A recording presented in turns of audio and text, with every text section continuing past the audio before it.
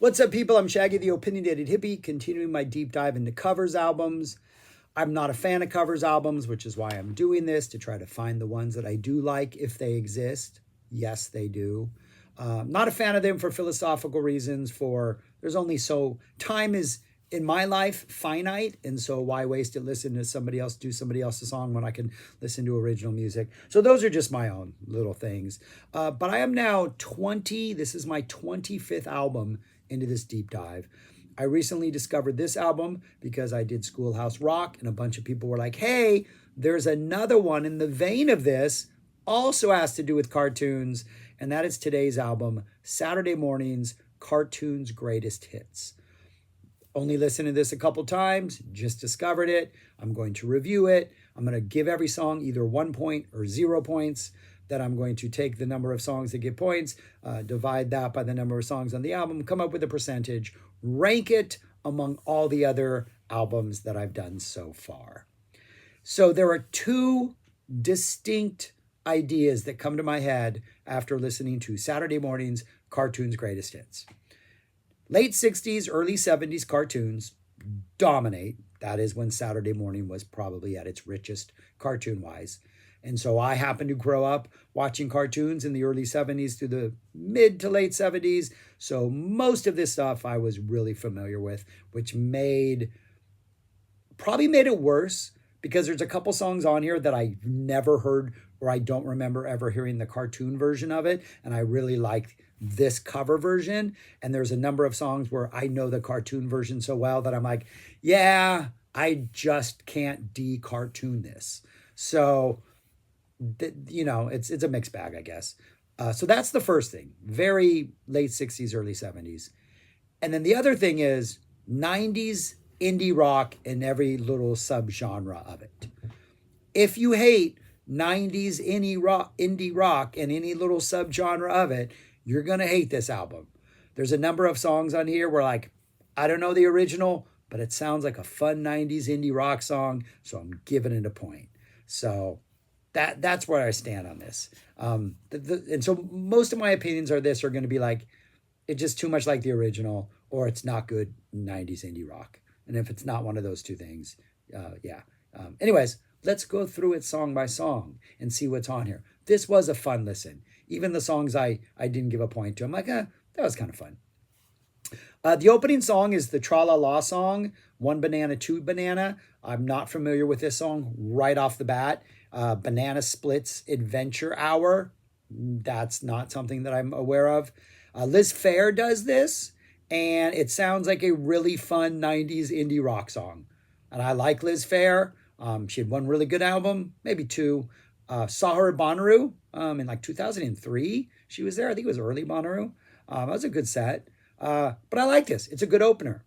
I have no familiarity with the theme song that it's from or the cartoon that it's from. So whatever. I kind of, yeah, it's a good opening.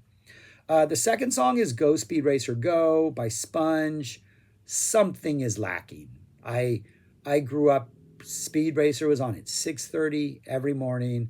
I remember when there was the serial episodes in which Racer X came, and there was a number of episodes in a row where like it was a continuation thing. Like I was up and like in my pre-teen years at like 6:30 to see what was going on, eating some granola. But this one lacking something. I don't know what it is. There's some certain amount of joy that I wanted in this song that's not here. So we're 50-50. Then, and I don't even consider this a cartoon song, but we get Sugar Sugar by the Archies, which was written for a fake cartoon band, but I think was actually released as a single.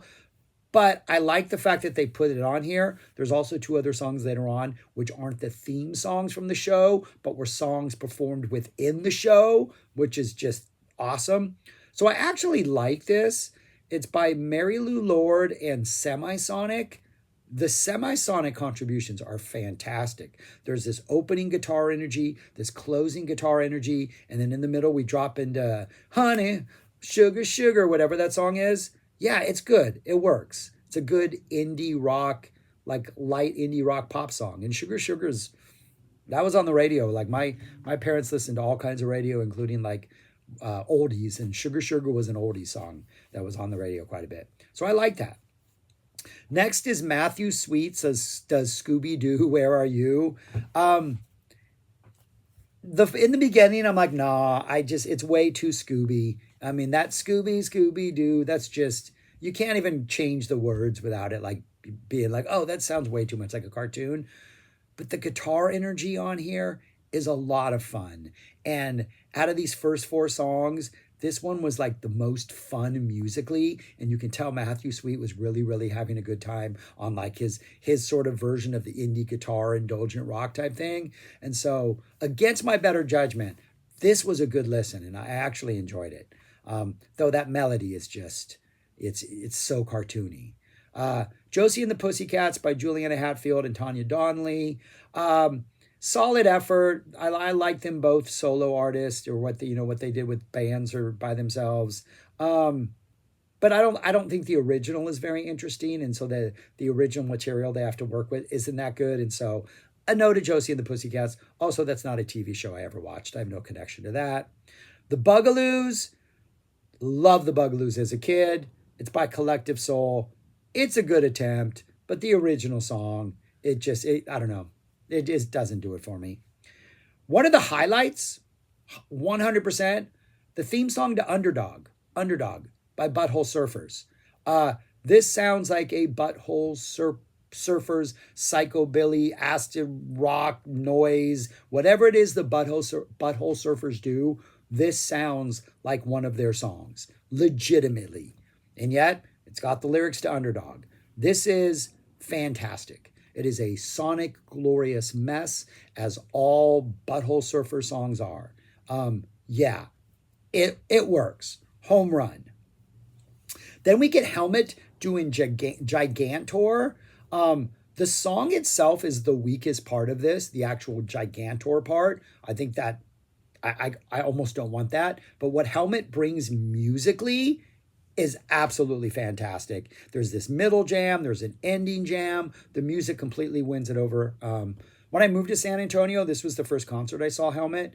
I graduated on a Saturday. I drove to Southern California that night, drove to Texas all day Sunday, got in like late Monday or early Monday morning, slept all day Monday. Tuesday, I woke up, I was like, hey, this is my new town, got to go see some music. And Helmet was playing that night and went to see Helmet. A place called Showcase, which is no longer here in San Antonio. Good venue. All right. But yeah, the Helmet's Gigantor is good. Next is the Ramones doing Spider-Man.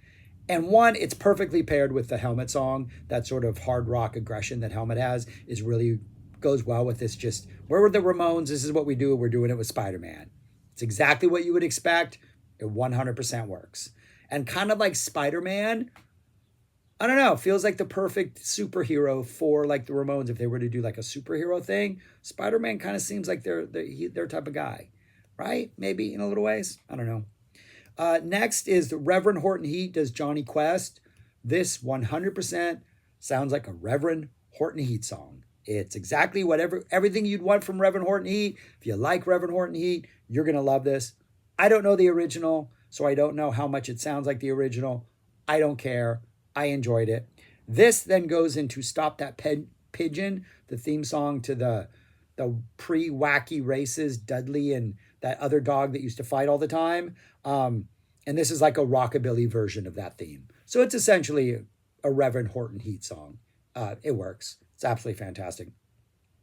Next we get Frente doing Open Your Heart and Let the Sunshine In. That song that was used in Hair, which was its own original like release song.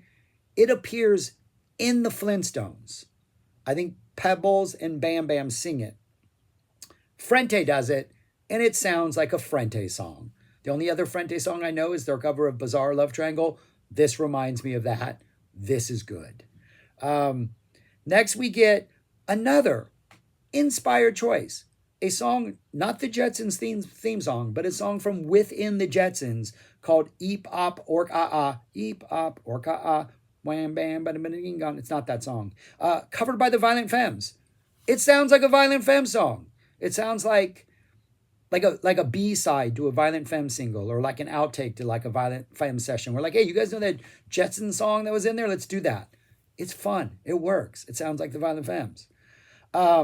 After that, we get the Fat Albert theme by Dig. This is just kind of generic indie rock with a little bit of Primus energy every once in a while. Doesn't really work for me. Face to Face, a California punk band from Victorville. My grandparents used to live in Victorville.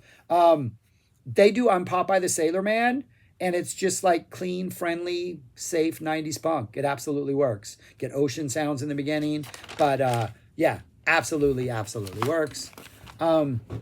Tripping Daisy is next, and they get the exact song they should get. One, it has to be a Sid and Marty Krofft song if it's Trippin' Daisy. And they get Friends into Sigmund and the Sea Monsters, Friends being the theme song, Sigmund and the Sea Monsters being a song that was contained within the show at some point. Yeah, it's really nice. It starts off kind of weird and dark, and then it goes into this beautiful psych pop about a song about friends. It is absolutely perfect. It is exactly the song Trippin' Daisy should have picked. It is a perfect band to do Friends. Friends is a great choice for a cover album. That is a great theme song. The second half is kind of more aggressive power pop, the Sigmund and the Sea Monster song. But yeah, really good, really good. Unfortunately, yeah, I think that's the last good song on here, and we have 4 more left. We get the Toadies do Ghoulie Get Together. Yeah, the song's not that good to begin with. It's just indie rock. I don't think it is anything special. Not a big Toadies fan. Sublime does Hong Kong Phooey. The drums are horrible. The drums sound so bad, but it's kind of a hot mess. And I don't think it's a hot mess that works. I don't know. I didn't really enjoy it. I wanted to. I thought Sublime would maybe bring something a little edgier, but instead they went a little more sillier, it seems. So a little more cartoony. The one I was waiting for the most, which might have disappointed me the most, theme song to HR Pufnstuf, done by a group called The Murmurs, which is 2 singers, female. This is too twee, a little too cute. It's like a really, really light, pure 90s Lemonheads pop. I love the Lemonheads. I think Evan maybe could have brought something a little bit edgier to this, but this is that sound without whatever the Evan Dando edge is. The vocals remind me of Julie Brown. Is that her name? The one, the Homecoming Queen's Got a Gun. The way she there's a weird affect in her voice when she sings that reminds me of these vocals. Not a fan of this and kind of a disappointment. And then the last one, which I also thought should be good. Wax, an LA punk band, does Happy Happy Joy Joy from Ren and Stimpy. The best part of it is they just really recreate the beginning part of it, because this is a song about it's a song about whales. No, it's a song about being happy. And so they replicate that in the beginning, and then they go into just this I don't know, I just didn't think very good pop version of the song.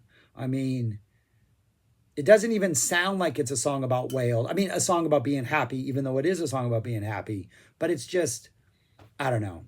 It's just kind of disappointing. I mean, you're a punk band, and you're given Ren and Stimpy, and you get given one of the best songs ever about a whale. I mean, about being happy, and this is what you do to it? Nah. All right, that's it. And so it ends on 4 sour notes. Like 2 of the songs I was maybe most excited about, HR Pufnstuf and Happy Happy Joy Joy, just the ball gets dropped. And it breaks when it gets dropped because it's not that strong of a ball, apparently. So that's 11 out of 17, the ones that I would like, that I gave a point to. That is 11 out of 19. There were 19 songs. That is 58%, which out of the other 24 albums that I've listened to puts it right at number 9. So 58% is actually quite high on the list. So it's up there among some of the more enjoyable ones I've had. I will say the ones in the beginning, like the early ones, like the Josie and the Pussycats, isn't horrible. The Boogaloos, those are just kind of bland 90s rock. It's the ones at the end that kind of break my heart because my expectations were a lot higher for HR Pufnstuf and Happy Happy Joy Joy than they were Josie and the Pussycats. But yeah, it's a fun listen. Thank you for everybody who recommended it. That was a good time. There's definitely some playlist material on here that I'm going to add to a playlist. But yeah, That's all I got for now. Thanks for watching. If you have any cover albums, I have a list that people have recommended. So if you don't recommend any, I will get something off that list. But I'm also I'm taking, what is it? I'm spur of the moment, a person of the moment, whatever. I get easily distracted. So if you really recommend something compelling, I will probably do that next, just to let you know. All right. That's all I got. Thanks for watching. Peace. Talk to you later.